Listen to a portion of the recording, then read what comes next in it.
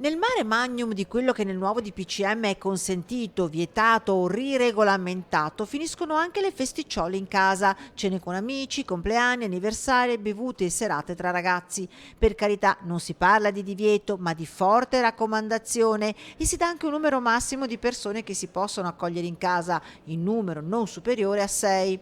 E già, sul web impazzano le vignette satiriche su come potrebbero essere eventuali possibili controlli. C'è chi simpaticamente trasforma il vicino con 3 spiate in sceriffo del balcone, mutuando forse dal più serio controllo di vicinato, oppure i più raffinati guardano al maestro del brivido Alfred Hitchcock e il suo La finestra sul cortile, ma in rigorosa chiave veneta. Se nella rete si scherza, nella realtà l'ipotesi della delazione della spiata è un timore.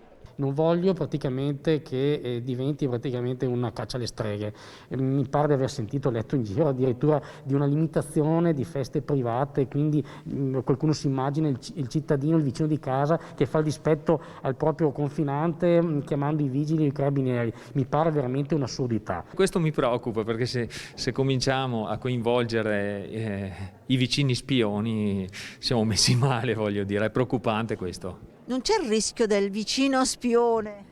Beh, insomma, non credo, spererei di no, insomma, la troverei una cosa veramente bruttissima. Potrebbe succedere, sì. Sì, sì. Mi auguro che non succeda, ecco, perché secondo me ognuno di noi una piccola trasgressione la fa.